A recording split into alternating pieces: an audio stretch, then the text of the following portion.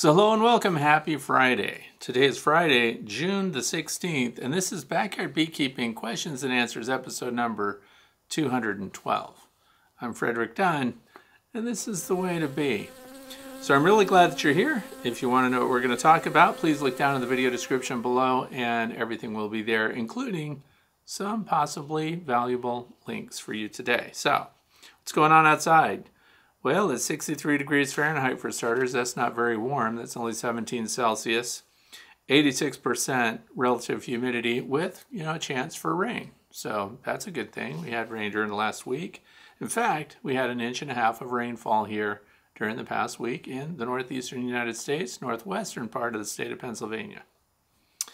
What's the wind doing? 2.1 miles per hour, basically super slow to no wind. So I think the 2.1 is a gust. So what else is going on? How'd you like the opening sequence? That was shot this morning, by the way, because I'm doing a review of a really cool bee vac. You know that I use the Colorado bee vacuum for collecting honeybees, but I've been diddling around with the Everything bee vac, and that was my no-shake install method, which, by the way, is only for the most patient beekeeper ever. If you want to install your bees into a nucleus hive, in this case, that way. But it's really entertaining.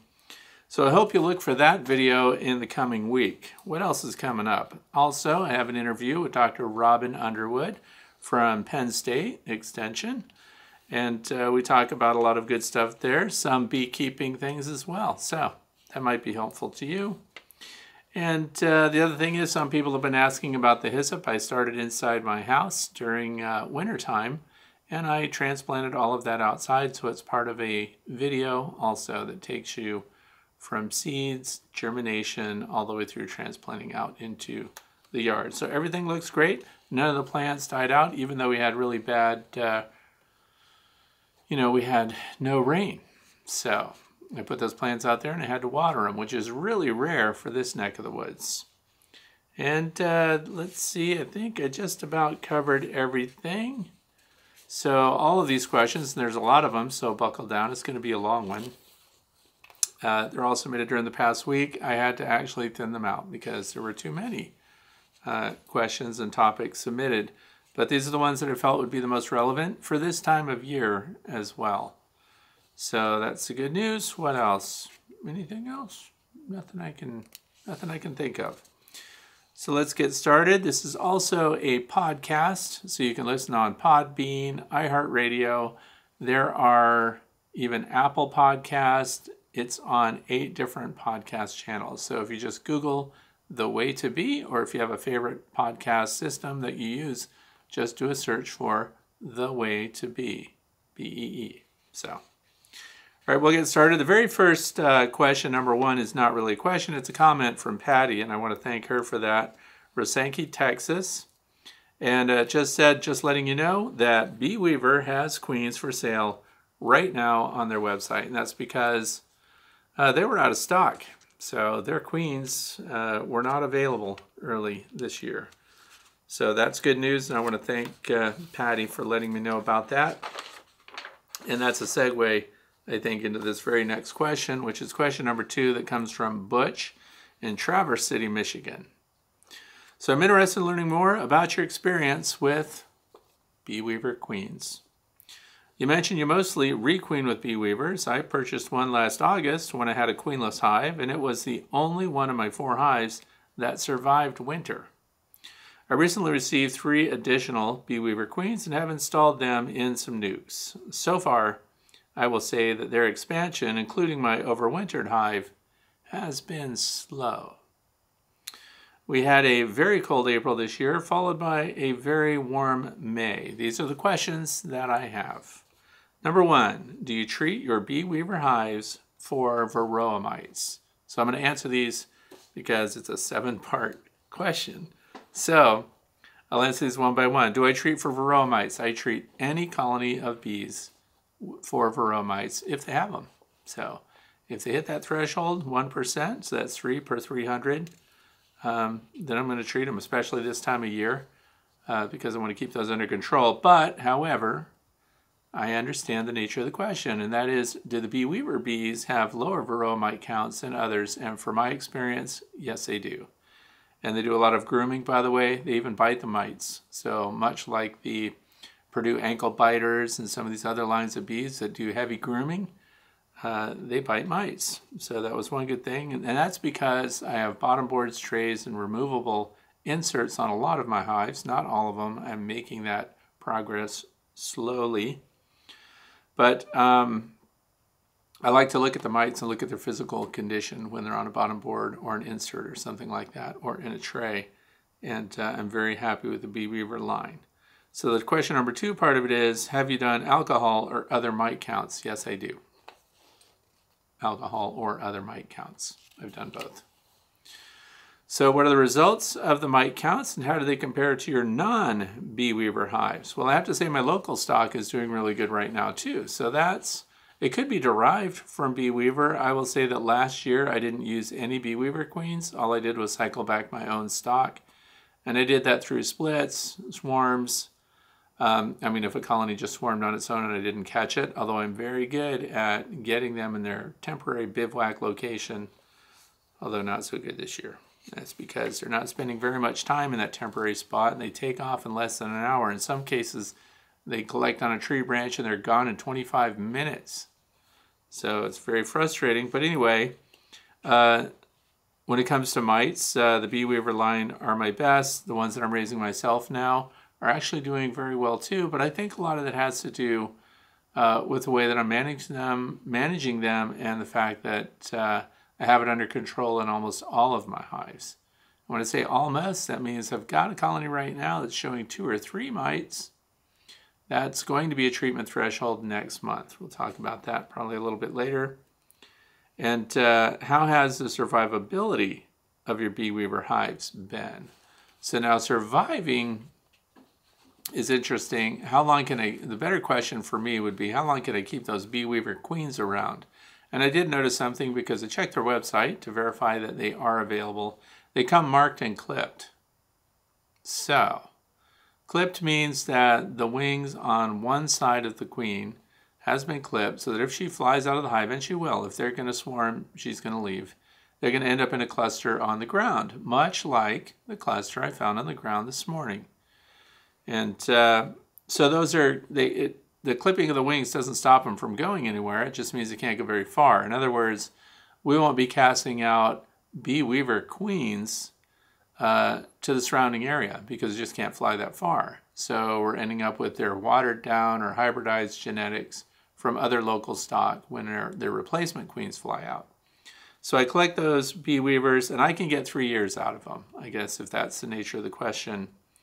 Survivability, they're really good for about 3 years, and after that I tend to requeen them just as a precaution because at 3-year mark, when we're going into the 4th winter, I was thinking, you know, that I'm going to breed these from these. I'm going to split from those colonies after they're 2 years old. That way I'm also breeding for longevity, but then I realized I'm such a small scale operation here that kind of breeding priority might help a little bit in the surrounding area, but I think unless we're all on the same page, there are a lot of new beekeepers around me that are keeping bees within a mile, so well within flying distance, because if their bees are foraging up to a couple of miles and my bees are foraging up to a couple of miles, they're meeting each other halfway, they're overlapping, and I highly suspect that drift even happens to other beekeepers that close. So unless we all have the same genetics, or the same traits, or favor the same kinds of bees, and hopefully they're not buying in packaged bees from, you know, the deep south where they're not good wintering bees, they just get watered down. So I can get 2 to 3 years out of them. So in other words, how rapidly do they expand in spring? And I have to say that they're pretty good. They don't build up large brood patterns going into winter, like for example the Italian bees would, and so they have much more manageable numbers, and they tend to keep a small cluster of bees going into winter. But they're wintering, they're surviving, because that's the other thing. A lot of people think, well, if you get them from Texas, those aren't going to winter in Pennsylvania. I think it really comes down to how healthy they are, what their varroa mite levels are, And size of cluster, I've had late season swarms, but of course if they're swarming, then those are no longer bee weaver queens unless I'm catching a bee weaver queen flying out. And then I've had small swarms make it through winter. But it's touch and go. Depends on a lot of variables. But overall, I would say the survivability of bee weaver queens, how rapidly do they expand in spring? They're not as good as, if we go back to the Italians, for example, Italian bees tend to expand much faster, and that's because they already have, they're brooding up in, early January. So you have to be much more active in your management of the Italian line, for example, than the bee weaver line. Bee weavers, you can kind of leave them on their own. You have to do landing board inspections. You have to kind of see what's going on and see that their brood is healthy, that they're queen right. You do have to do inspections every 2 to 3 weeks and just make sure things are going okay. But you know what? They're kind of hands off. They're on autopilot. And they actually suit my style of beekeeping because I don't create those giant hives with 5 and 6 supers on them the way you see a lot of beekeepers do. And so I think that bee weavers are already kind of genetically designed to suit my style, and that's because they stay small and manageable. So it's rare for me to go beyond 3 boxes, 4 max during peak nectar. And then of course in wintertime I'm down to 2 boxes, either a deep and a medium or double deeps.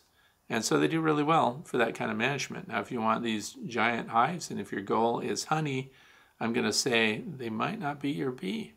So you want to select your stock based on the things that you want. Some people ask if they're hot, if they're highly defensive and things like that, and they're not actually. So, you can work them without gloves and things like that, depending on what kind of beekeeper you are and how calm you are and what else might be going on.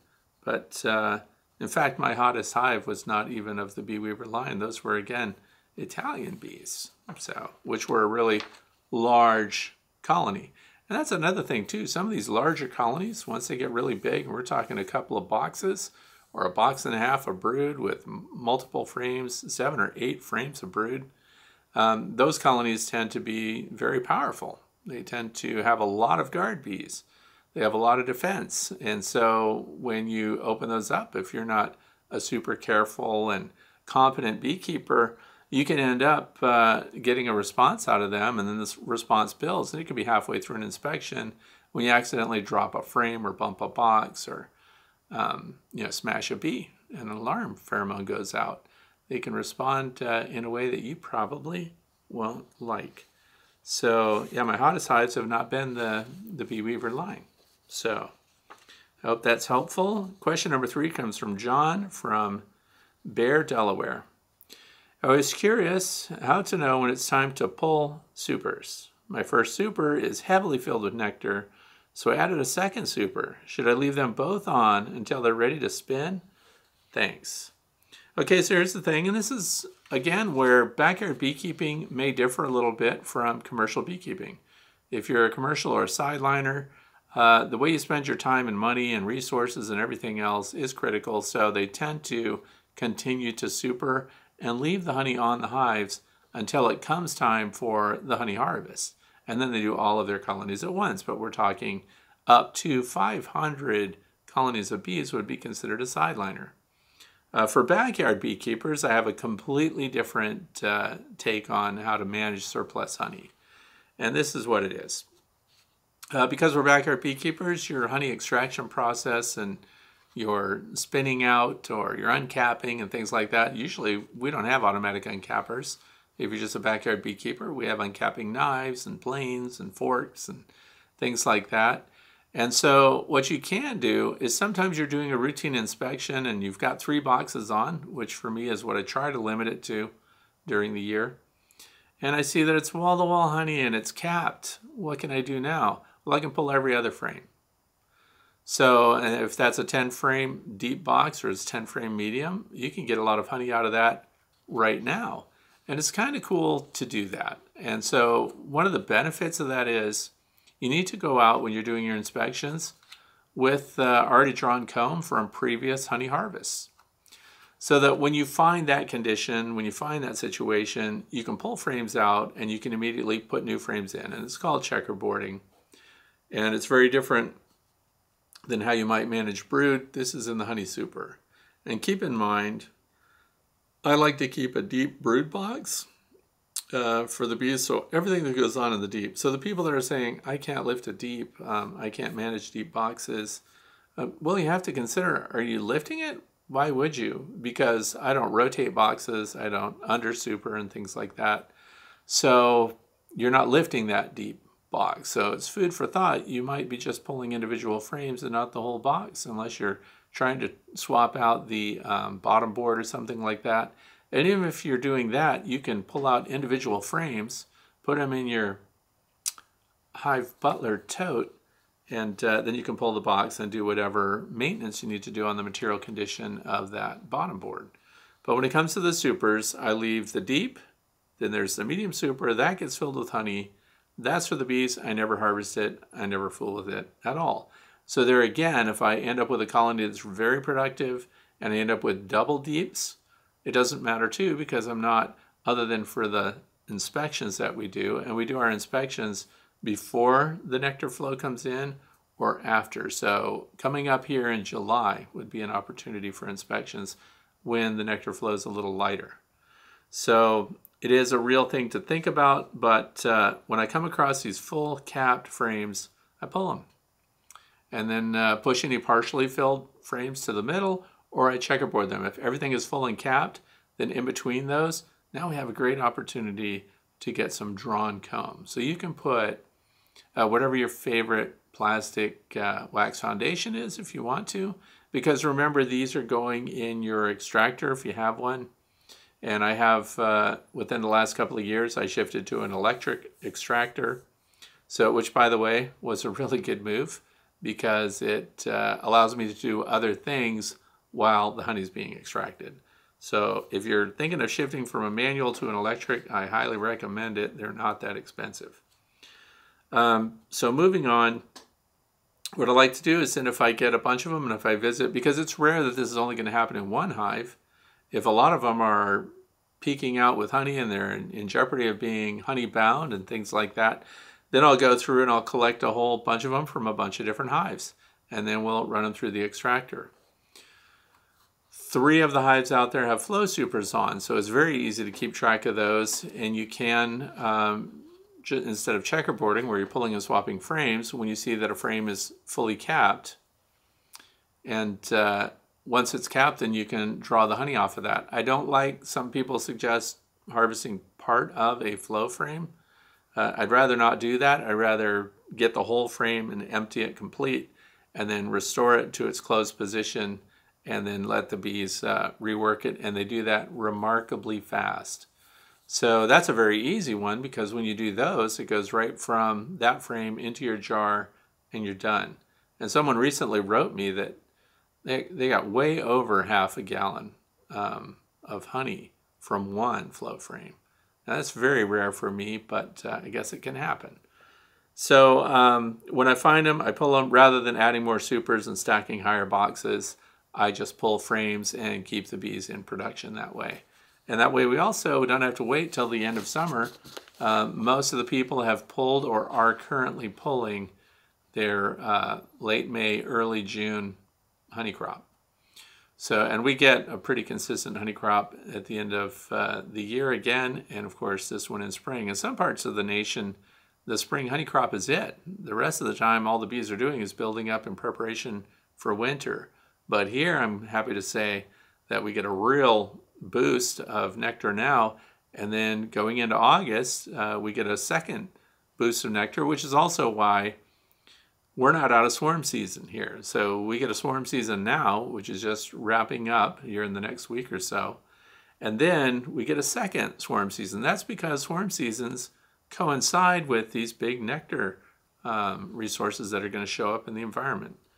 So, so leave them until they're ready to spin. That's up to you. You know, I don't know how difficult it is for you to set up, and I highly recommend, if you can do it, that you get a shed or some kind of small building, if you don't already have one, and set it up just as your honey house. And let me explain why that's really handy to have. First of all, these sheds where I live, the sheds are built by the Amish. You can get a 10 by 12 foot shed for less than $2,000. And it doesn't have to be fancy. And you really don't want windows in it except one window at the end in the gable, and it should be a hopper style window that opens out. And I'll explain why. If any bees follow you into your shed, you have the ability without windows to turn the lights off, have it absolutely dark with nothing but the one window in the end, and a hopper style window flips out. So then the bees that collect on that window, you open the window, they fly out, and now you're good to go. You close it back up, and you're in the business of extracting your honey. I think it's a really good idea to have a small building, a shed or something like that, set aside. And the reason is that's where your extracted honey frames will be. That can also be your winter storage for frames, for your surplus boxes and things like that. And it keeps everything right at hand. If you have to set everything up, put everything away, close everything up, then it becomes a burden, and then you don't do it as often as you should. You're not going to open that place up and make 4 gallons of honey unless everything's there ready to go. By the way, pro tip, go to your building center, whether it's Lowe's, Menards, Home Depot, whatever it happens to be. They have those Formica countertops in there, and they're pretty expensive. But just walk up to the department manager or even the store manager. They can't tell you they've got scratch and dent or returns and stuff like that. You have to ask them. And ask them if they have scratch and dent on stuff. Or even find blemishes. Look at it really carefully. Oh, look at this over here. And then if they've seen you before, they already know what you're about to ask for. And you can get a big discount on that stuff because now it's going to be in your honey shed. So you won't care if it's, teal or whatever color the countertop is going to be, because you're getting a deal. And then now you've got a great place to stage your stuff, because honey extraction is a sticky business and you really shouldn't have to be doing it in your kitchen. That's enough about that. But I know that I went a long way around the barn on that, but I just wanted to share it with you. These are my ideas, because my honey extraction corner is in a 24 by 32 foot building, and I do other things in there too, so it would be so much better if I had just a space only for honey extraction. Question number 4 comes from Laurel in Lindenhurst, Illinois. I have Bee Smart insulated covers on my 2 hives this year. This weekend when inspecting, I found about a cup of fine, fluffy, white debris at the back of the hive and scattered over the tops of the frames. When I flipped over the foam and the inner cover, there was a nest of large black ants. They had tunneled all around the foam. All removed. If I replace the insulation, what should I use?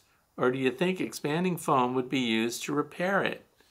Okay, so, and I know exactly what she's talking about, and it's not that polystyrene insert in there when we're talking about the Bee Smart Designs insulated inner cover. Oh, I got one right here. Good. This is the Bee Smart Designs insulated inner cover, so it's really good. However, by the way, I misplaced these little black caps. If anybody's listening at Bee Smart, it would be great if they provided those. So this is the shell. This is the core that you get, right? And that's what we're talking about, but there's a hole in the back of it, or the front, depending on how you set it up. This little hole right here is designed, if you can see it, for venting. And there's a little channel that goes through here to this riser, which is how the bees come and go through, and if you wanted to vent or if they needed a top entrance, that's what that's for. And this is the polystyrene insert. Polystyrene is 98% air. I think that's interesting. Here's the channel that we're talking about. Let me see, is that too? There you can see it. That's the channel. And the way I set mine up, I put this side so that channel is closed.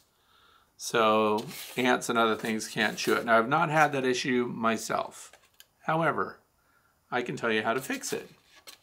If you're going to leave your insulated inner cover separate pieces, which what I do is I put mine together. I don't change the configuration, so I'm not swapping between vented, not vented, and that kind of thing. Mine are closed all the time, no top venting. So I've put mine in, and I have used expansion foam all the way around it. I also plug that little hole on the end. And so ants can't get in even to get started. Because there's also a feeder shim, which is a box around it, and I use the expansion foam to bond the box to that insulated inner cover, so now it's a unit. So when I pull it up, it's all one thing. But if you do have it so you can pull that out, guess what you can do? Reynolds aluminum foil.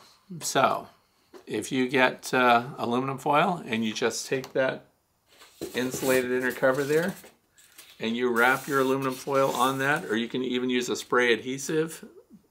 I don't know if you're using this channel or not, but you can temporarily just put it in there, or you can attach it to it with adhesive. You can even use wood glue, which will hold it on there. And then you smooth it all up, and guess what the ants won't do? Ants won't chew aluminum foil. So that's my tip on that. Wrap it with aluminum foil, or put an aluminum foil sheet down and up on the sides while you're not using the vented part, and then you're good to go. And they're not going to get in there and tear up all of that plastic foam insulated insert. That's annoying, by the way. How'd you get rid of the ants overall? Because they were nesting in it, they're tunneling into that polystyrene. So anyway, get the ants out, pull the styrene. Oh yeah, pull the styrene, put it in the freezer, make sure there's no eggs or anything. I doubt there would be, but make sure there's nothing else in there since you can't see through all the tunnels. And run them through the freezer 24 hours, and then wrap them with aluminum and put it in your top of your hive. Question number 5 comes from Christina from Carlsbad, New Mexico. Dear Fred, I have been a beekeeper since 1998, so before the turn of the century. And through involvement in various clubs and seminars, I'm pretty well educated about keeping honeybees. I would think of myself as a master beekeeper. I also enjoy mentoring newbies, and my question is, what certification makes a master beekeeper? Okay, so, and it's true, there's a lot of people out there that have been keeping bees for a really long time, for decades. And they might even be the go-to people at your bee club and things like that. And they might be very active in beekeeping organizations. And I'm really glad that Christina does mentoring for new beekeepers and things like that. So why do you even need the title Master Beekeeper, or what makes one? What certification makes a Master Beekeeper? So we'll just have a quick discussion about this because others are curious too. It's not the first question I've had about it. The thing is, why do you need one, and what is a master beekeeper anyway? And what are the different levels of qualification? First of all, there is no national standard for a master beekeeper. There's nothing stopping a bee club from setting up a list of qualifications and establishing their very own master beekeeper certification. And I had a classmate at Cornell that became a master beekeeper and then was actually just handed a master beekeeper certification from his state. In other words, they just looked at the qualifications that he had accomplished to become a master beekeeper at Cornell, and they said, you meet our requirements. Here's your certificate, here's your patch, you're a master beekeeper for our state. So I thought that was interesting too. So they set their standards to set their qualifications, and you're going to find out when you look at the different master beekeeper programs across the nation, you'll find they have different even age requirements. For some of them, you only have to own a beehive. And some people are bothered by the fact that they have to own a beehive to become a master beekeeper. And so once again, they set the standard, how long you have to have been keeping bees, how old you even are. It was very curious to look at one university in the South that had no age limit. So in other words, if you were a super sharp 12 or 13-year-old, you could become one. So they have their stages of qualification, and it's very interesting. So the thing is, why have it and what is it? I mean, that's the other part to explain. If you're going to be, and this is, I think, what caught a lot of people that entered the program that I did, what caught them off guard was they didn't realize that it wasn't just validation of what you know, understanding bee biology, understanding pest control, understanding management of your bees, and also being able to serve as a consultant, for example, in commercial beekeeping and things like that. They didn't realize that it was going to be a big public speaking thing. In other words, you have to do research of your own, so you have to come up with topics and things that you want to explain, and you have to present that. And often you have to present it the way I'm doing it right now. We're talking through YouTube, but some of the presentations are through video. You have to be able to walk into a room full of people and be able to discuss or present a topic related to beekeeping or bee maladies or bee management, bee biology, and then you need to be able to communicate that well enough to be what I basically consider a master beekeeper is a very good mentor, a public speaker, and someone who kind of makes a commitment, I hope, to continue to study and continue to improve and continue to validate what they think they already know about beekeeping. And so I think we've met these people too. Outstanding beekeepers. They have incredible knowledge, but they're not comfortable at all giving a practical demonstration to a group of people and speaking to people as if they knew nothing about the bees. Because that's another part of it. A lot of beekeepers tend to skip over some of the fundamentals, and that's because they make an assumption that people know it already. The other thing is they've been through it for so many years, for so long, through so much repetition, that they just forget and they omit things. So I think a big part of that is continuing to assess yourself and continuing to improve on your own knowledge and practices and being willing to change and adapt, and then you can communicate that to other people. So I think the biggest part of it is that you know how to keep bees alive, how to teach other people about it, and how to kind of be an example of what beekeeping can be and show some real integrity. And so part of this is I did a little research before I responded to this because I thought some of the fun things would be, I mean, there are things, this relates even to other things that I've done. When I became a master beekeeper, I had a lot of years already as a beekeeper, and I was already giving lectures and seminars and presentations. And so I felt like I wanted to go through a program that required an academic achievement. I wanted a program that would be challenging. I didn't want it to be just a do your time and get your certificate kind of thing. I wanted it to be hard, for lack of a better word. I wanted it to be college-level curriculum. And a lot of people will say, well, that doesn't make a beekeeper, you know, erudition, you know, book knowledge. And you're true, that's right. Book knowledge by itself does not make a good beekeeper and wouldn't make and shouldn't make a master beekeeper. It should not all be paperwork. So the other part of it is now you have to have practical factors. And so you have to consider who are the teachers at this place. So some of the teachers for us, you know, Dr. Thomas Seeley, you can't beat that. We had from Scientific Beekeeping, Randy Oliver. We had a lot of big name researchers involved in our education programs too. So that's the other thing if you're, and I'm presenting this for those that are thinking about a program.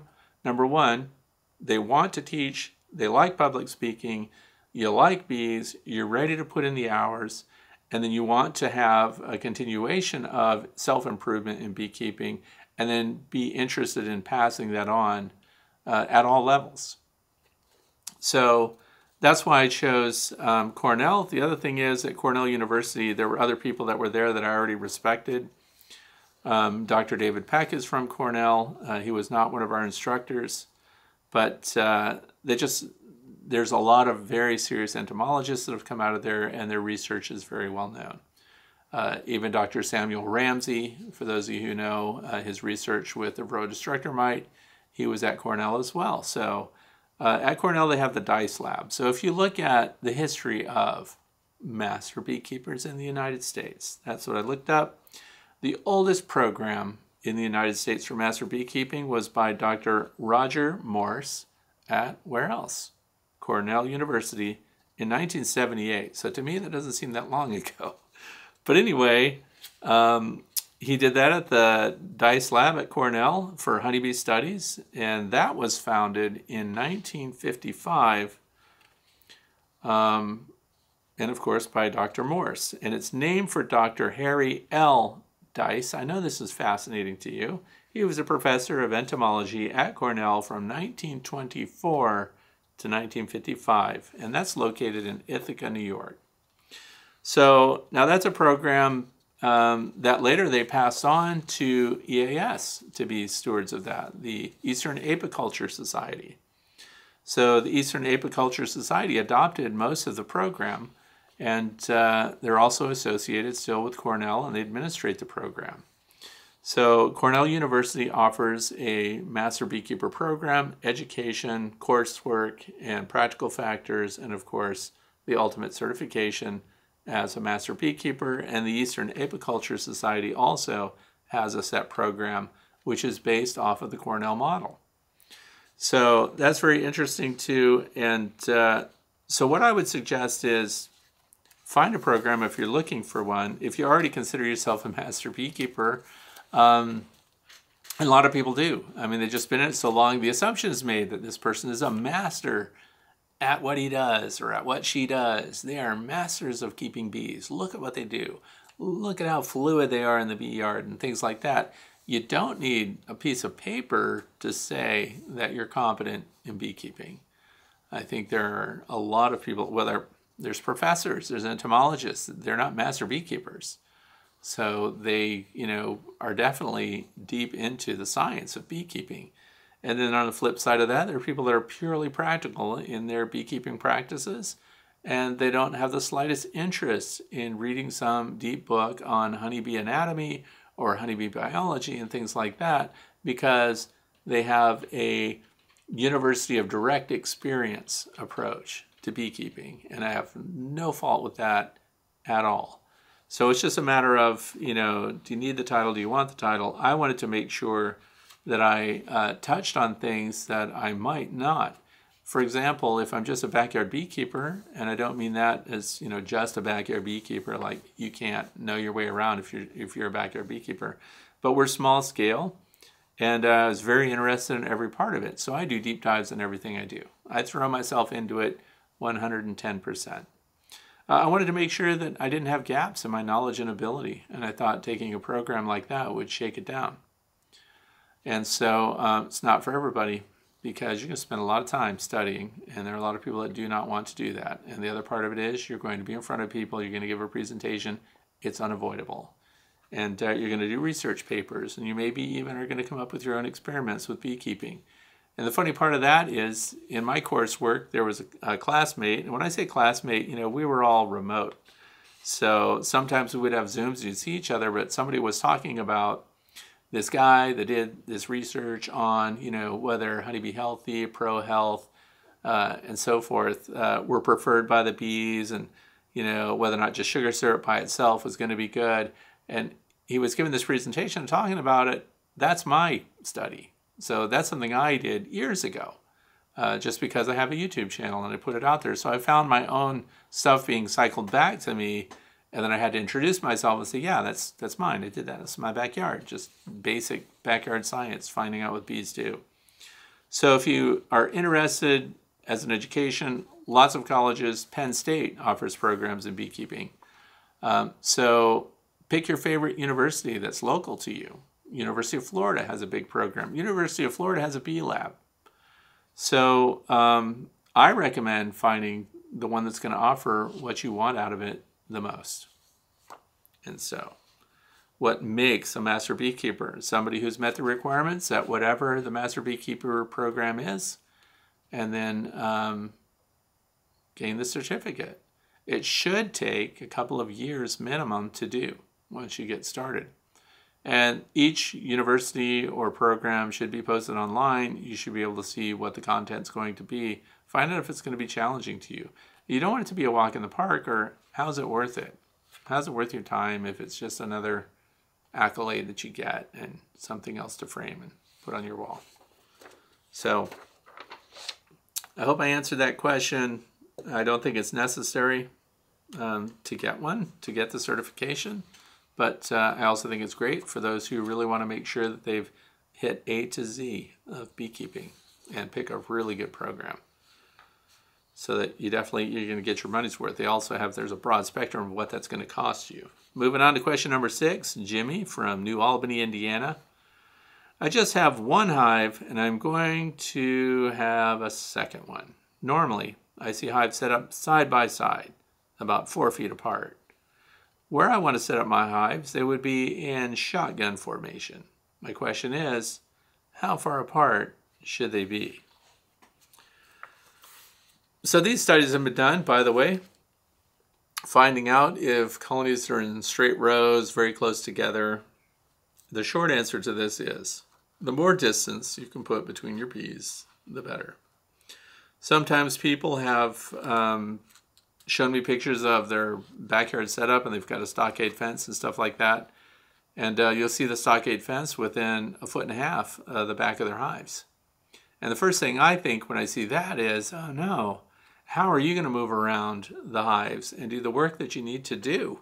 So if you're planning the layout of your apiary and you've got a kind of restricted area, it doesn't sound like Jimmy does, but the utility aspect of it is make sure you've got the space to pull your cart behind your hives, to drive your tractor back there, whatever you might be doing, depending on the scale. Think into the future, you know, how much access you need around it. We just recently talked about my Way to Bee Academy building. You know, why did I stop at that specific size? Well, because I need to drive around it, I need to mow. If I had more space, it would have been bigger. So that's the fun part of it. When you're setting up your hives, think of the utility. Think of how accessible they're going to be for you. Also consider landmarks, for example. So if you've got some unique trees, bushes, shrubs, and things like that, you can park a hive near each of those, which leads me to something else. I've started spreading out because I've got another apiary. It's one big apiary, but it's divided by a fence. I have a lower field and an upper field and things like that. So what I've done is the deer eat the leaves off of my linden trees. And these linden trees are struggling to make progress.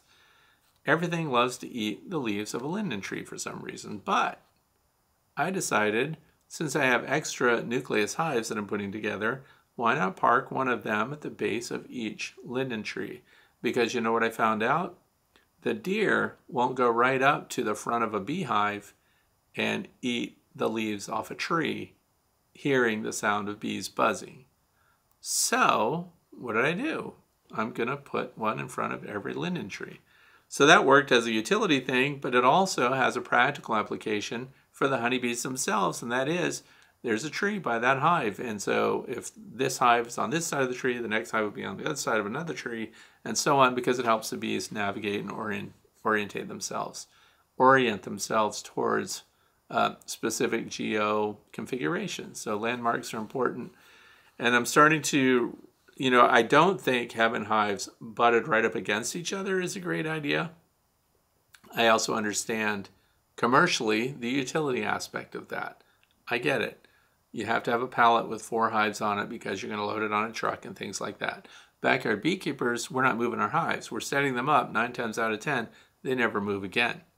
So if you set it up right and it's in a place where you want it to be and where you can take care of it, where you can mow and do maintenance and all this other stuff, you end up with a hive that's basically going to be static for as long as you keep bees.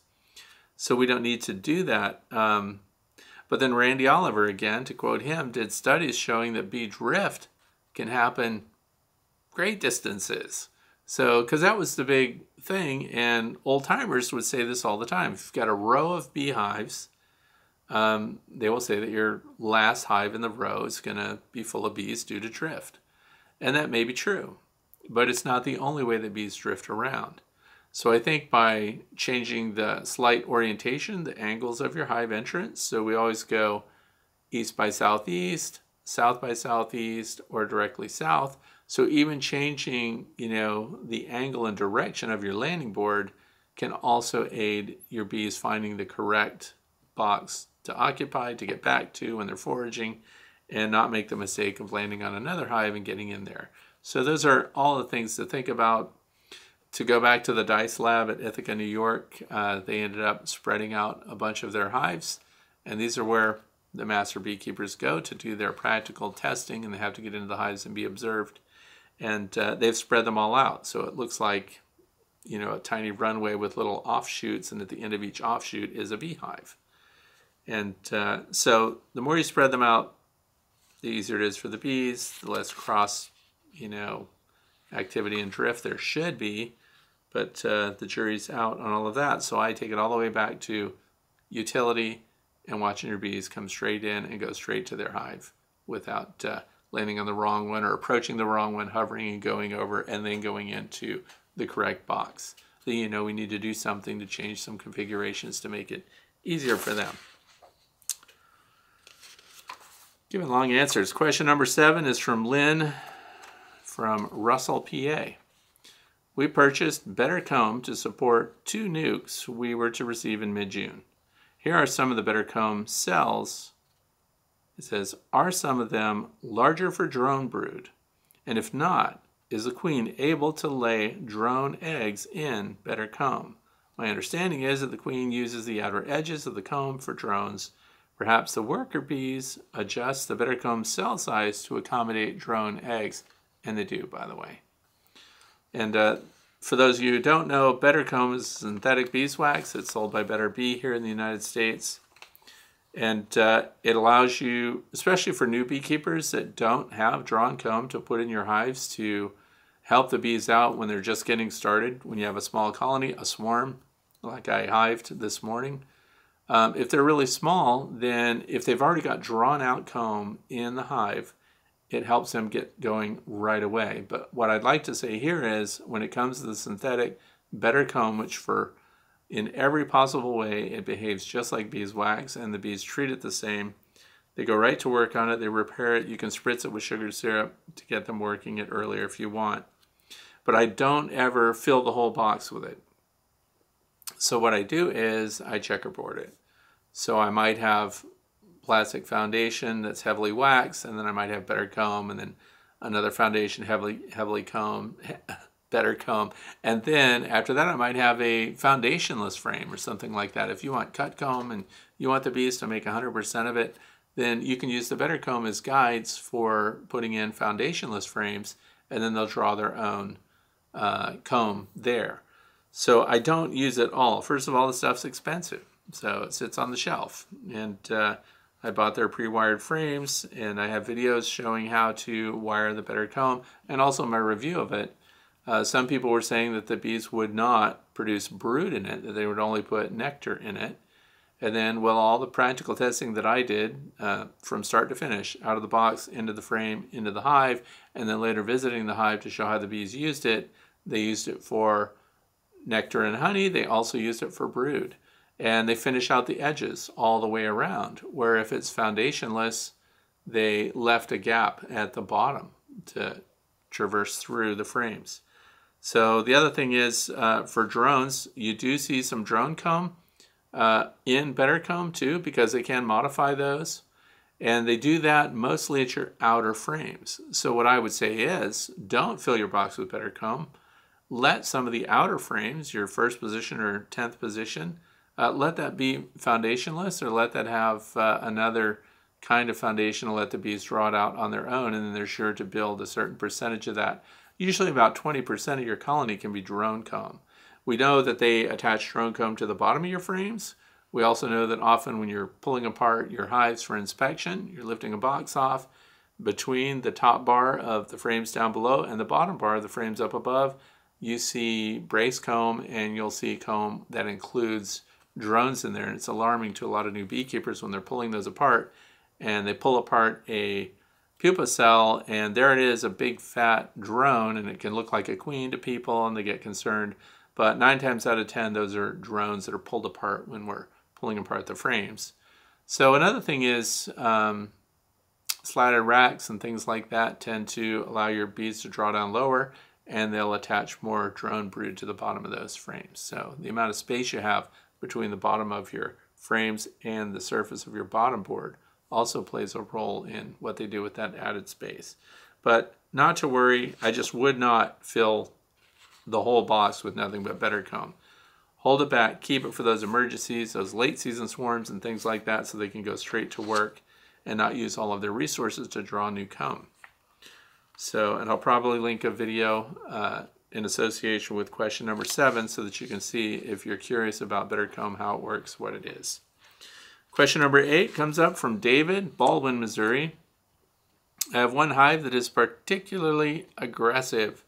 It is my largest, strongest, most established hive. I replaced the queen on May 3rd with a queen known for docile genetics.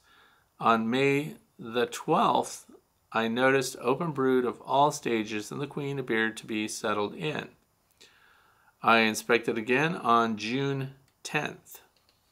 2 deeps, 1 full super, 1 empty super. I was surprised to find it was still aggressive. Upon further inspection, brood was limited to only 3 frames, no swarm or supersedure cells. The rest of the frames in the deeps were full of nectar, 1/3 capped honey. What could possibly be going on? Okay, and that's long enough to start to see the behavior of course, the workers from that queen. You still may have residual workers from the previous queen, so the genetics are not completely out of there, because now we're talking June 10th. You installed her on May the 3rd. So they're just now getting out to guard bee status and things like that. So you'll see the personality change. But here's what I want people always to understand. First of all, as I mentioned earlier on, these larger colonies can have attitudes, right? And they can be very defensive, and they have a lot of resources. And so they have a lot of bees that they can put out to come after you.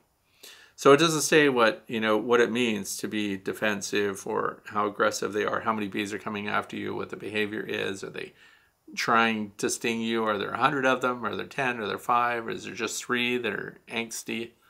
So these are all, there are a lot of different levels. So when questions like this are asked, we kind of need to know, are you allowed to even walk past your bee yard 20 feet away without picking up a guard bee? Is it only when you're lifting the cover to take a look that they're defending and acting like that? Are you using a smoker? How are you using the smoker? Are you giving a couple of light puffs at the landing board? Are you cracking a little bit, light puffs there? And are you very careful in how you manage your bees? All of these things can contribute to what your bee's response is. Is it a windy day? Is it a cloudy day? Is there rain in the forecast? What time of day are you going in? Are you going between noon and 3 p.m.? Those would be optimum times. What's going on around the hive? Are there pests that are harassing your bees? Right now, by the way, I've been noticing the European hornets this year. I barely saw them last year. European hornets are our only true hornet that's here. The murder hornet, by the way, the Asian giant hornet, has not been spotted. So they might have that under control in Washington State. But so depending on what's harassing or bothering your bees can also have an impact on, they might be ready to go, already sensitized. You might have a night predator that's coming around. So if you don't have some kind of game camera or some kind of motion activated camera that can show you what's going on in your bee yard, are there vibrations? Is there smoke? Is there noise? What's going on around them that could also contribute to the stress of that colony?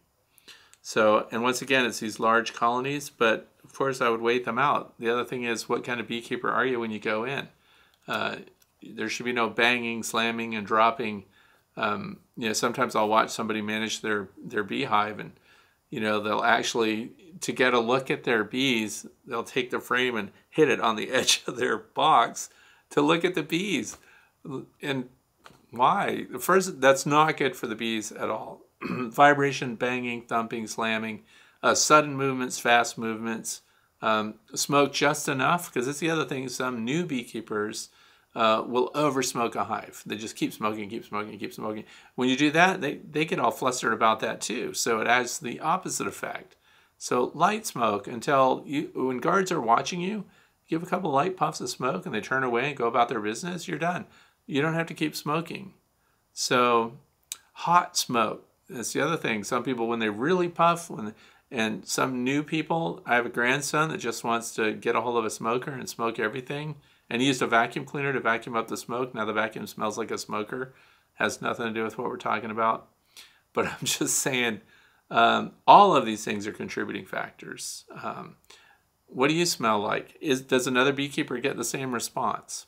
So if you have a friend that's also a beekeeper that wears a different suit, that has a different cologne, do they get the same response from those bees? So bring in somebody else to see what's going on. And so other than that, the genetics, if you know you had a docile genetic line there, give it time, because the rest of those bees, through attrition, are thinning out. So those are just some ideas for other people that might be listening or watching, things that might be annoying your bees. So, and they better not hear that you're going in there with a gorilla suit on, which they would definitely react to. Question number 9 comes from Meg in Fredericksburg, Virginia. What would happen if you were to combine a laying worker hive with a healthy hive? Is there still a chance for those worker bees, or do you just let the hive die out without combining with another? Or maybe there are other options to save those laying worker bees. Okay, so this is something that a lot of people, and it's part of my fluff section at the end today, things to watch out for. We've had swarms, and that means that there are virgin queens around. And if they don't get out, I recently took a really cool, in my opinion, photograph of a dragonfly. And other people were saying, you kill those dragonflies because those things will kill my queens, and my queens don't make it back from mating flights. No, because dragonflies are cool looking. But anyway, you need to pay attention to your bees. And because I know that if somebody's got laying workers, they haven't been in their hive and haven't evaluated it for at least 3 weeks.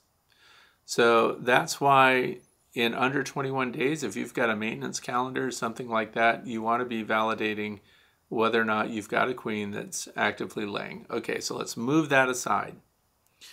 For Meg here, we have laying workers for sure. It doesn't say how they know there's laying workers, but how can we defeat the laying workers? That's the game. Not a fan of shaking them out. And this is interesting because we just talked about this with Dr. Underwood, so that's going to be part of that interview. We're going to talk about the laying workers. So for those of you who don't understand, when the queen is gone and the queen pheromone is missing, the worker bee, the female bee, can activate her ovaries and start to lay eggs, and she only produces drones. So we have a colony in jeopardy of collapse. So now we want to fix it. One of the ways you can fix it is you can go to another hive and you can pull frames of brood with eggs, or you can even pull a queen if you've got one of the resource hives that I currently use. In this case, if it's a laying worker hive, I would just bring in the brood with eggs and open brood and capped brood and a couple of frames of it. And I would pull 2 frames of the laying worker brood, by the way, and get those out and put those in. So we don't need a bunch of drones in our other colony that are produced by laying workers. Those drones aren't very good anyway. They're small, they're undersized, they're not excellent. So we can just swap out the frames though, because when you pull brood from one hive, you need to replace the space.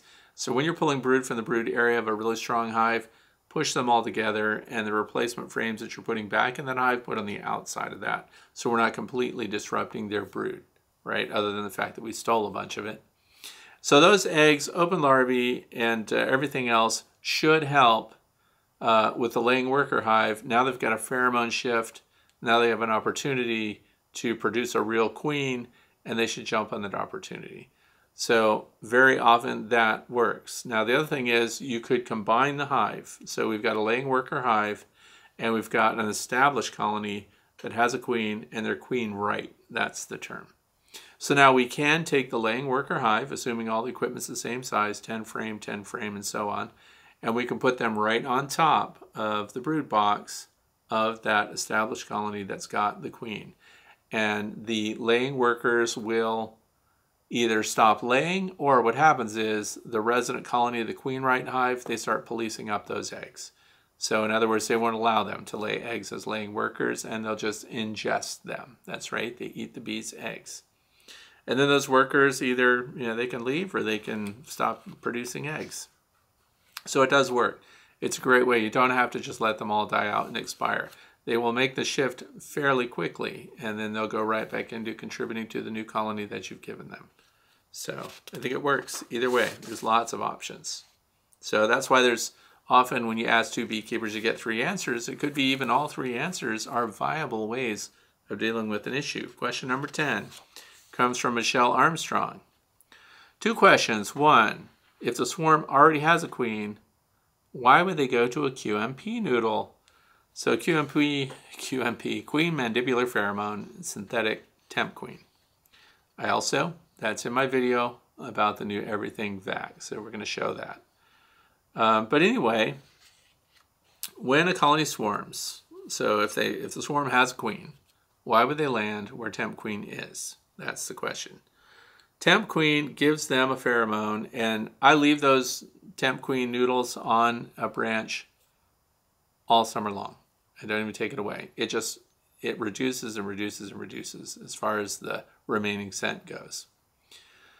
And the thing is, they'll land on that because there's a pheromone. I have a theory about this too, by the way. There's a pheromone on that branch that lets them know that other queens have landed there. And so they land there too, and their queen joins them. So you can get a swarm with a queen to collect on that branch.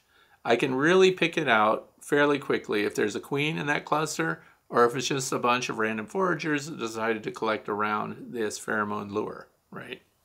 And this is not the same as a swarm lure, right? It gives the impression that there is a queen there, but it's so reduced that she's not dominant. Now, when that stuff is fresh out of the package, we had that laying worker situation that we just talked about. That's what it's designed for. In other words, not to suppress laying workers, but when you realize the colony is without a queen, you can put a temp queen pheromone noodle in there, and that suppresses then those workers' alteration. In other words, when they become layers, it suppresses their desire to reproduce and their ability. And then when you have a new queen coming in, a real one, you pull that out within even a couple of hours and put the new one in, and they're good to go. So anyway, that's what it does. It makes them think, and here's what I think too, why do they go to the same branches, same trees over and over again? Well, if a swarm previously landed on a branch and it broke and they weren't successful and the branch wasn't there anymore, they would know that's not the place to land, right? So if there's a residual pheromone, just stay with me for a second, this is just a theory. If there's a residual pheromone, that tells the bees that are leading the swarm around, because the queen goes with them, she doesn't lead them, right? When they land on a tree branch that already has a pheromone of a previous queen, they think, that tree branch can support a swarm of bees. So they go there over and over again. And so it happened today, and I cut away some of the branches because I needed to get a ladder next to a tree. And I put the branches on the ground, not even thinking that there's a QMP zip tied to that branch on the ground. And what happened? A bunch of bees went to that branch on the ground. So, interesting stuff. Question number 2 says, I had one hive swarm 3 times up in a tree, too high for me to get. Can I leave a QMP noodle on a lower branch as a bivouac locator?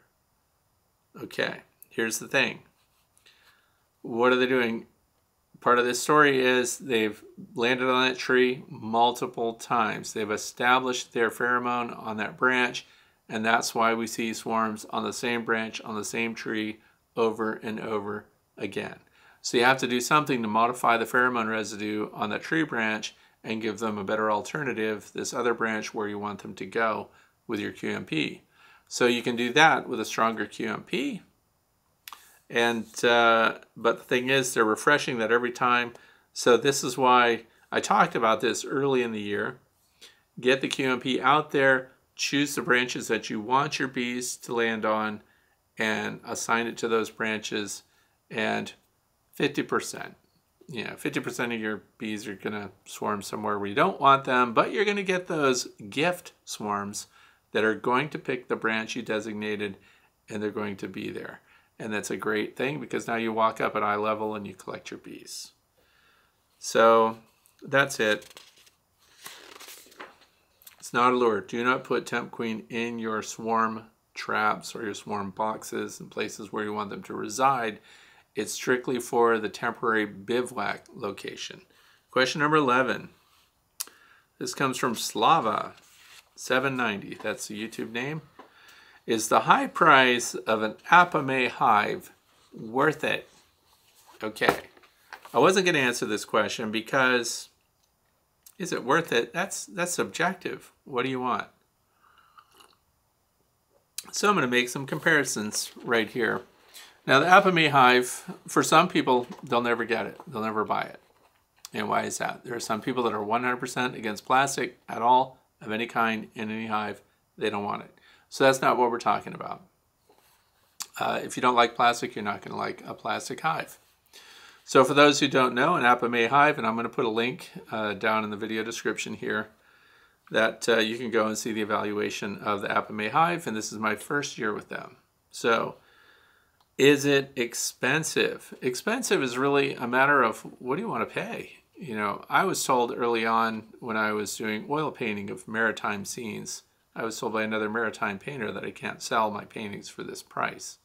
And what he was saying is I was underpricing myself. My whole point was, you know, Ford makes a Pinto, they also make a Mustang. So I'm painting a Pinto right now, but I can later paint a Mustang if I want to, so if I need more money. And the thinking is that something has to be valuable to the person that's getting it. You know what I mean? So what's your time worth? Some people that are keeping bees are retired because a car gets you down the road. Why do we need a Corvette? Why do we need a Jaguar or anything else when you can get, you know, an Escort or a, you know, a Civic or whatever you want to get, something small. They all do the same thing. So we don't all need a really expensive hive. However, there are aspects, now that I've said that, about the Apimaye hive that are appealing to people, and here's why. It comes fully assembled. It comes in the boxes. I was very impressed. This thing is ready to go out of the box. You could get it today, put bees in it today. And that's because there's nothing else to do.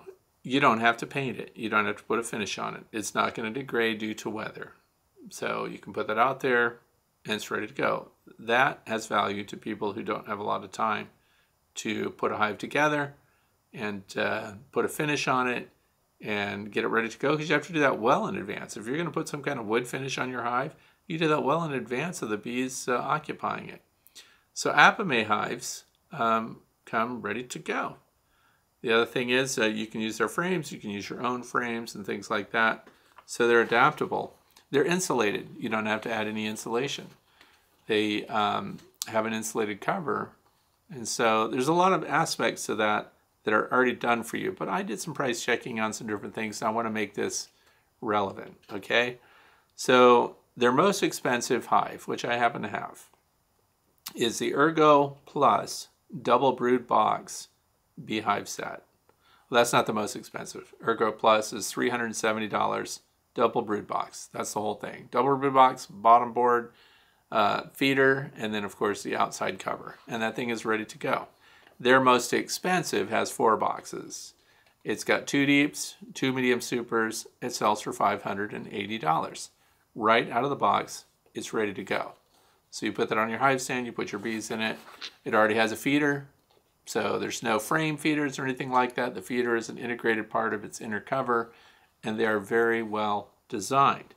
So I want to move you over. So that is their most expensive. If you went shopping and you were told you could get any hive from them, and you bought the most expensive one, that's $580.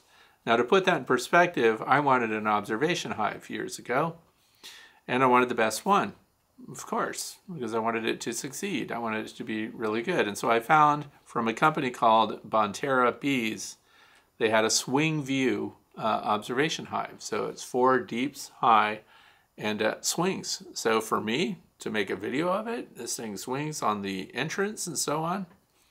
Now that was only 8 deep frames in it, which by the way, I don't use that anymore. When it comes to observation hives, I go 3 frames deep. But what do you think that observation hive cost me? It's only made out of pine, $825. And guess what else? It did not have glass with it. So I even had to buy the glass, and the glass was 150 bucks a panel because I wanted really good glass on it because I'm going to video and photograph through it. So I'm at $1,100. I'm at $1,200 easily for an observation hive that's not going to yield any income. It's not going to yield, honey and things like that. So the income is what we're doing right now on YouTube, and people that were interested in my ability to see that. So this is related, right? So now we have an observation hive. You're not going to make a bunch of money getting honey out of that, but it's $895, ending up being almost $1,200 in the end. Now there's a new hive out on the market called Ivory Bee, and I met those people at Hive Life in Sevierville, Tennessee at the conference, and they have a kit that is really interesting. It looks like a barrel laying on its side. It has an arched top. The whole thing is designed like a cylinder, which they modeled after ancient beehives that were found in Israel in the Jordan Valley. Like 5,000 years old, there was commercial beekeeping going on. So lots and lots of hives. So they designed this kit that you put together yourself. And they have a small one, a medium one, and a large one. I got the medium one. It goes for $599. And it has 15 frames in it. And it's a pretty small hive. So if I want them to put it together, it's $999. And they have a more expensive version than that. So if I wanted to put together, we're comparing a 15 frame hive, very unique by the way. So apples and oranges to some degree, but assembled it's $999. So an Apame hive at $580 assembled, ready to go, ready to put bees in. The assembled Ivory Bee, I have to put an exterior finish on it. So there's extra elbow grease that's going on there. And if you're putting together the kit, you better set aside a lot of time. So one of the biggest things that people gripe about is with the flow hive. Also, I have to include them because they're expensive. That's what's behind me over here. A flow hive 7-frame classic. So if we're talking, the 7-frame is the large one. They have 6 frames, 7 frames, which match 8-frame Lang and 10-frame Langs. And they get a lot of anger from beekeepers for their pricing. And so here's the thing. It's $798 for the kit, which includes a bee suit and a smoker and a hive tool and gloves. So actually, that's cheaper as a whole kit than the Bonterra Bees Swing View at $895. It's cheaper than the Ivory Bee assembled hive, but the flow hive you have to assemble too. But they don't have a unassembled and assembled price because you can't buy a flow hive assembled. You only can buy it unassembled, so you're going to put that together. So anyway, what I'm saying is it really comes down to what do you want out of it? How long is it going to last? That's the other thing. We don't know how long the, we're talking about Apame hives, we don't know how long they're going to last. I don't know of anybody who's worn one out yet. So we want to find out, how long will that be, and will it justify the fact that it's made out of plastic? Because there are some people that are very, let's just say, upset that plastic is being used in beehives. And we've had plastic foundation for a long time. There is some plastic. So it's all a matter of, what do you want out of it? What's it going to do for you? How much time do you have to put into it? You might not mind building your own hive equipment. So Apame, if you want to get bees through winter, that will be insulated. If you want the convenience of something that comes in a box that's ready to go, arrives this afternoon, put bees in it this afternoon, tomorrow morning, whatever, it's ready to go right out of the box. And by the way, there's no industrial smells. Sometimes when you get something that's made out of plastic, you smell the plastic. So you're smelling particulates coming off of it. There's no smell that comes from the Apame hives. So I think they're worth it, depending on which one you want. And I have the 7-frame nucleus hives too, which if I didn't have them, I went right in the garage and pulled them off the shelf and set them up and put bees in them because I had a swarm that I needed to hive, and it occurred to me to have a 7-frame Apame hive. I also have a 7-frame Well, I have a polystyrene nucleus hive that I've never even put together yet because I saw all the parts and everything, and I thought, I'll do that later. But I have to paint that. So it's a matter of how much work. So I hope I answered that question. Question number 12 comes from John, Annapolis, Maryland. 4 years as a beekeeper, processing wax with bee parts and some honey. Is a 5-quart crock pot a good size for a 3-hive setup? If so, what are the steps? Oh, that's interesting that that came from John. All right. Backyard beekeepers. By the way, I always carry a bucket with me, a stainless steel bucket. And when I'm inspecting a beehive, I scrape away the burr comb and everything else as I go. Brace comb, burr comb, whatever goes in the bucket. I don't just flip it on the ground. Every time somebody throws it on the ground, I think, that's beeswax. You can use that for stuff. Keep it. So I'm going to talk about this a little bit. The crock pot. Crock pots, if you price them, can be pretty expensive. So I wouldn't even buy the crock pot, by the way. And the other thing is, don't do this in your kitchen. You take up space, you have a mess in there. So I have it out on my workbench. That's right, I'm just processing wax, so why not put it on a utility workbench? And what do I have? I have a Presto fryer because they're dirt cheap. And what size should you get? 10 quart. Bigger is better when it comes to processing beeswax. So here's what I do, and I can show you what it's like. First of all, I just take all those bee parts and everything and I throw them in my fryer, my Presto fryer, and I put water in there. So I fill it halfway, 2/3. But the first thing I do is, this will annoy some people because this is mamby-pamby backyard beekeeping, and I understand that there's no return on this investment, but this is what I do. These are cotton cloths that I buy in bulk. I buy them in bundles, right? And look, I have bullnose clips holding it shut. And I will show you what's in here. When I open this up, because there are a lot of options here, but I try to keep my crock pots as clean as possible. So here's a bunch of comb that you would get out of your hive, right? And that includes brace comb and everything else, or even if you're cleaning out a dead out, for example. I don't bother with a lot of the brood comb that's super fibrous and everything, but anyway, I get the comb. I don't want to waste it if it's where it doesn't need to be. So I roll it up in one of these, and then I clip it shut with these bullnose clips. And then I drop it into my crock pot, and then I try to push out as much of the air as I can. I use these clips for weights too. You can put a rock in with it, because whatever is inside this, you're not going to use, right? I know there's better ways. There's probably somebody that's got a YouTube. That's great if you want to share a YouTube where somebody did this really well. I just fill it up with water, and here's the mess that I get out of it. So here's another one of these cloths, cotton cloth, and here's the crud that you end up with on the inside. But the really nice beeswax goes right through the fabric, rises to the top, and creates a really nice disc of wax at the top without this crud in it. Now, you might think, that's a lost cause. What are you going to do with that? By the way, 100% cotton is the only thing I would use. When you buy these in bulk, they're less than $1 a piece. So what do you do with it now, right? Well, I cut it up into little pieces, and these are my fire starters for wintertime when I'm trying to start my fire for my wood stove. So it doesn't go to waste. You could use it to start fires if you've got a campfire or something like that. Because they are full of wax, you can use it over and over, you can heat it up. But, and some people think that's wasteful because it's 100% cotton, and why are you using it like that and then just throwing this away? Well, I'm not throwing it away, I'm cutting it up and using it for a fire starter. But I do want to describe the parameters that I'm using and why I like the fryer.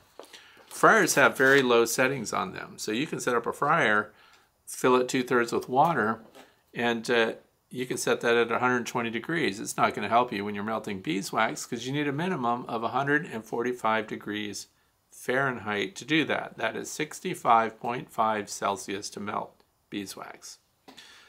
So, well, no, that's what I set it at. 65.5 is what I set it at. I set mine at 150 degrees Fahrenheit. And here's the thing. You'll find out that beeswax can be very brittle and cannot smell so good and can actually be ruined by the way you render it. So I use the minimum temperature possible to get it to go through these cloths, by the way. And if you've got 100% cotton t-shirts, for example, you can use that. If you've got some thin material, if you find a real bargain on some, cotton muslin cloth that's very thin, that's probably even going to be better. And then you can just clip it like I showed there with those bullnose clips and use those, of course, over and over again. And what it does is the wax rises through the fabric, goes to the top, you have a clean disc of wax. You turn everything off, it cools down, the wax disc retracts from the surface a little bit, retracts from the sidewalls, then you just pull it out, and you're going to find out that it's really great wax because you only heated it to 150.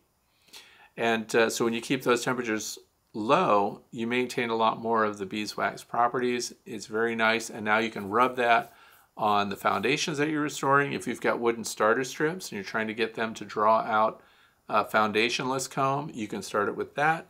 You have 100% beeswax, it's good to go. That's what I do. So those are the steps. I put that in there in the cotton, I put the clips on, I put all my burr comb in there. Now the other thing you can do, let's say you're rich, right? Let's say you can have a really crappy crock pot and you can have one that's a little bit cleaner, a fryer, right? And the other thing is, these are things that people get rid of at yard sales and stuff all the time. You probably pick one up for $3. But if you have one, what you can do is throw it all into a crock pot, put water in it too, but don't use the cotton, and then it will all rise to the top and it has all the crud in it, right? And then you break that up like peanut brittle, and now you put the peanut brittle stuff inside your cotton cloth, and now you get a lot more wax at one time. See what I'm saying? Because when the comb takes up a lot of volume, so if you melt it down and get the crappy one first, then you break that up, put it in a cloth, then you put that in your nice fryer, and then you bring that up. Now you get nice clean wax out of that, but you get a lot more of it. So there's lots of options to fool around with, but my cautionary statement is keep your temperatures as low as possible. 145 is the melting temperature for beeswax. Run it to 150 and don't get in a hurry. Just let it slow cook. But it doesn't have to be a crock pot. I think fryers are cheaper. Presto sells them. I think Presto has been in business in the US for like a very long time, but I think they've been bought out by a Chinese company. Question number 13 comes from Peter from Mundaring, Western Australia. We had a Bee Buddy meeting last night. One of our longtime members was advocating juicing watermelon or plums and feeding this to the bees rather than sugar syrup. Is it a more natural form of sugar or less inclined to give the girls dysentery? What are your thoughts about this? Okay, we hear a lot of people talking about different things to feed your bees. So I want to go back on that a little bit. First of all, watermelon is not comparable. So if you're juicing watermelon, it's not comparable to the 1-to-1 sugar syrup that we're making, right? It also is not going to give them a less opportunity for dysentery. First of all, the water content would be really high from watermelon juicing, and even more so than 1-to-1. The sugar content in 1-to-1 is much higher, and therefore it's a bigger carb resource for your bees. So the reason I say that is a lot of people, I've heard every story, about what to put in your beehive, what to give your bees that's better for them because it's natural, comes from the environment, that kind of thing. We have to consider when we would feeding them a sugar syrup and why we're feeding them a sugar syrup. So for me, you'll hear me often say, I don't feed them. We don't want to feed them. We feed the sugar syrup if we've got a late season swarm, if we've got a tiny colony that's just getting started and they need a jump start. So we hive a swarm, we put a load of sugar syrup on it to get them going, and that's because they're building comb and things like that. So I have to ask, when would we be putting, it doesn't matter whether it's watermelon or plums, when would you be putting that on your hive, and why would you be putting it on the hive? And I also have a quencher on this too, but it does not, sugar syrup with processed dry sugar mixed with water does not cause dysentery. What causes dysentery in your bees, first of all, is the particulates that are in it. Sometimes they can be sick too, but the more particulates, the more mineral content and things like that that are going into your bees, the more it builds up into the gut, and the more likely they are to have dysentery. So that's why even when they're fed dark honeys, it's like buckwheat honey and things like that, they need to be able to fly out and evacuate their digestive system more often.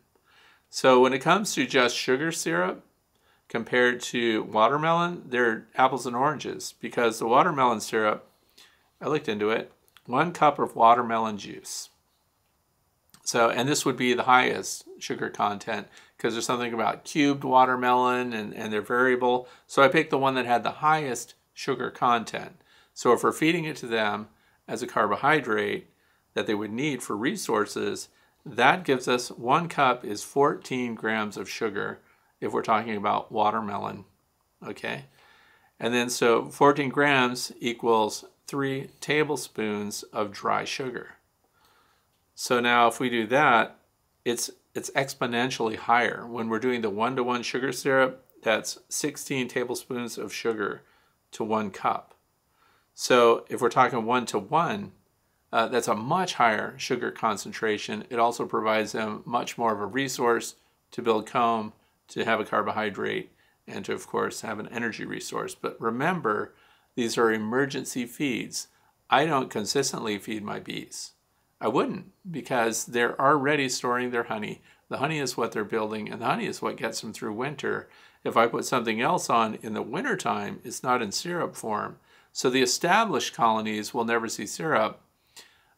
Recently this year, when we had the weather extremes during brood buildup, 1 hive was showing signs of dying out just from lack of carbohydrates, and I did put sugar syrup on that hive. So it's an emergency resource. It's not something that we feed across the board. But I have a test for backyard beekeepers to find out, see what your bees want to consume. So if you have outside feeders, we could find out if they would go for the watermelon juice, or you could also include, I believe, what was it, plums or something? So plum juice, watermelon juice separately, and then have the 1-to-1, which is a very light sugar syrup by standards of feeding, right? So if we put out now the processed sugar with water, and then the plum juice, and then the watermelon juice, and we set them out in feeders, see what the bees go after, see what they're demonstrating that they need and what they want to use. And I think, I haven't done that test, but it's very easy to do. They're going to go after the highest sugar content because their point is to get the biggest return on their energy investment when they're flying out to get a carbohydrate like that. So I think that's, it's just so light on sugar that it's not going to benefit the bees. So I think the part about whether or not it causes dysentery, if they're giving something that has a high water content and they're actually consuming it, then they're going to need to make more frequent cleansing flights. Number 14 comes from Greg in Cincinnati, Ohio. First-year beekeeper bought 5 frame nuke in April. Bees seem to be doing great. 2 deep boxes, 80 to 90% full. I already saw a lot of capped honey. I recently added a honey super. I've done a sugar shake mite test twice and found no mites. In uncapped, some drone larvae looking for mites, I haven't been able to find any, but I'm a first-year beekeeper. I'm probably not the best at finding them. I have everything to do an OAV treatment. Would you recommend I do a treatment as a preemptive measure? It doesn't seem like the OAV treatment hurts the bees. I've got everything to do it. Finally got some rain. Okay, so here's the thing. If you found no mites, would I recommend going ahead and treating with oxalic acid vaporization? Now, you purchased a nucleus, okay? So what I recommend to people is when they're hiving a swarm, and that swarm is occupying a box, they don't have brood, they don't have capped pupae and anything else going on that 8th day of hiving the swarm, I recommend an OAV treatment.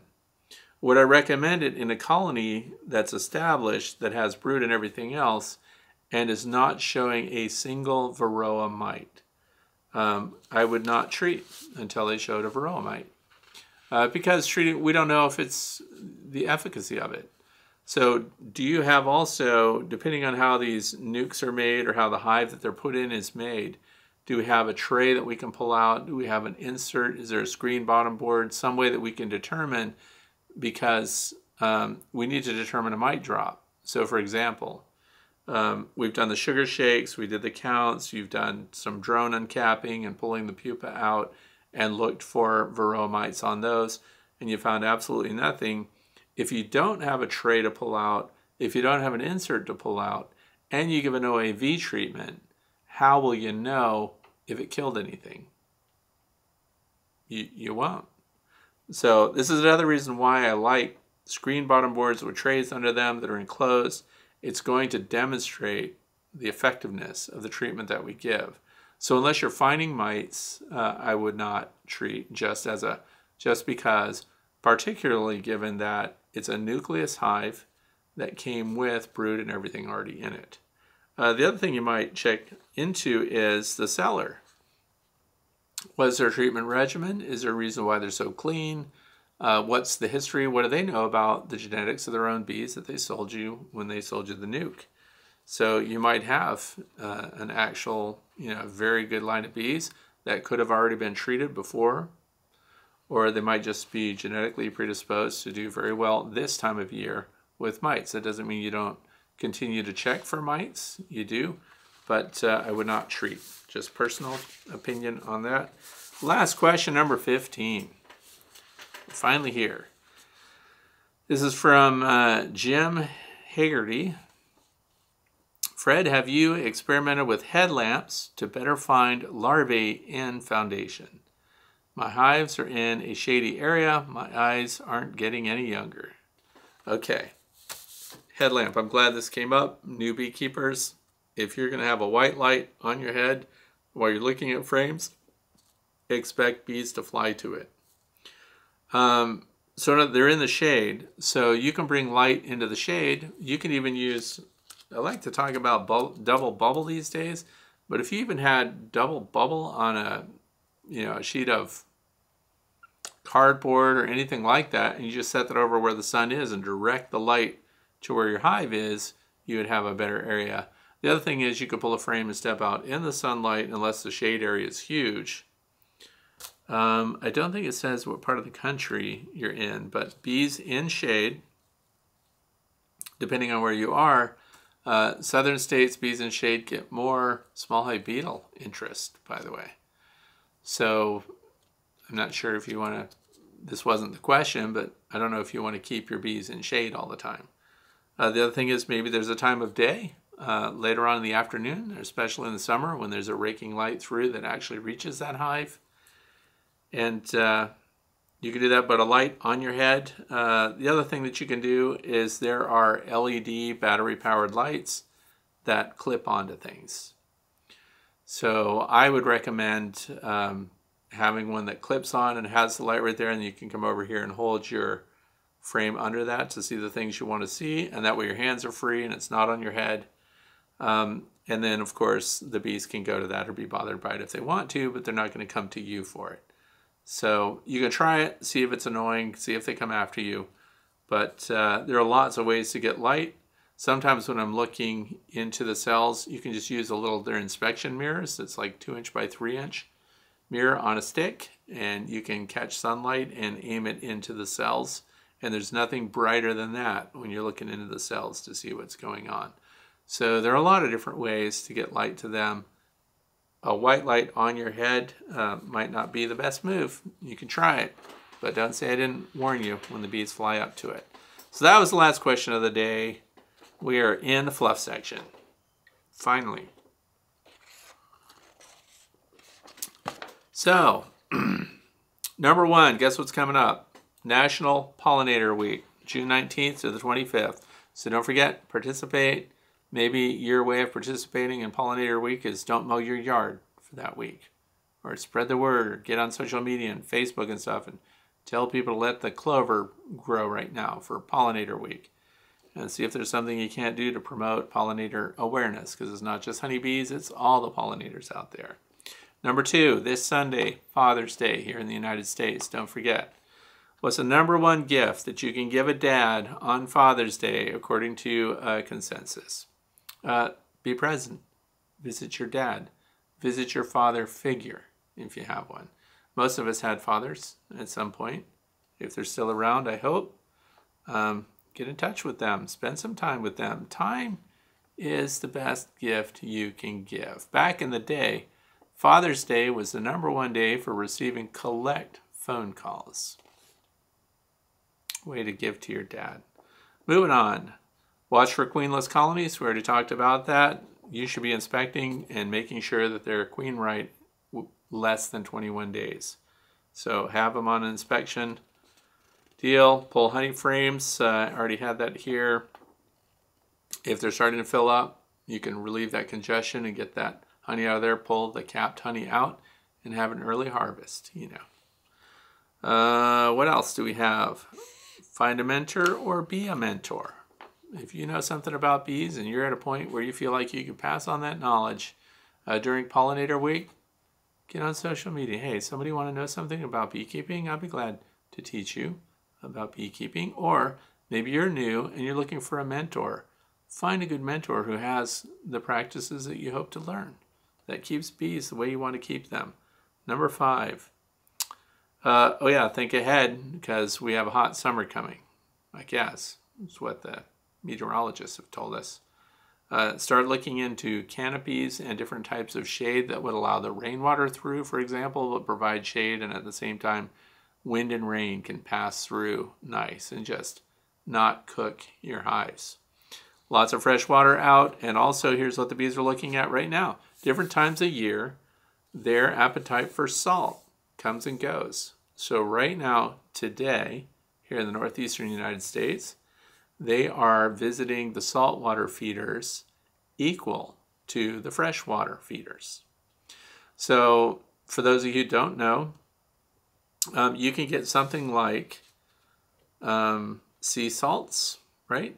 And if you've got fat stacks and you want to spend a lot of money, you can also get pink Himalayan salt, which is not sea salt, but it's salts and minerals. And you would add 1 teaspoon per quart of fresh water. And not a mounding, not a heaping teaspoon, a level teaspoon to that water, and you're going to see that your bees will go after those minerals. So Morton sea salts were right on par, neck and neck, with the Himalayan salts. So same rate, whatever it is. So 1 teaspoon per quart, fresh water, mix it up. That doesn't mean that you no longer provide fresh water. So we keep the fresh water available for them for cooling and everything else, but adding the salts and minerals, and I did the full array, Celtic sea salts, everything else, did all this testing and found out what the bees like, and I'm passing that on to you. 1 teaspoon per quart. Don't think that more is better, by the way. A higher salt concentration actually can have an ill effect on your bees. So by keeping it light, that teaspoon, that's good. Putting out salt blocks and things like that, not good for the bees. All right, so that's it. I want to thank you for spending your time with me today. I hope that you're going to tune in later this week to see the interview that I have with Dr. Underwood, to also see the extensive, exhaustive review I give that Everything BVAC. It's a neat piece of gear. I hope you tune in to see that. So I hope you have a fantastic weekend and enjoy Father's Day, and then enjoy Pollinator Week coming up. Thanks for watching.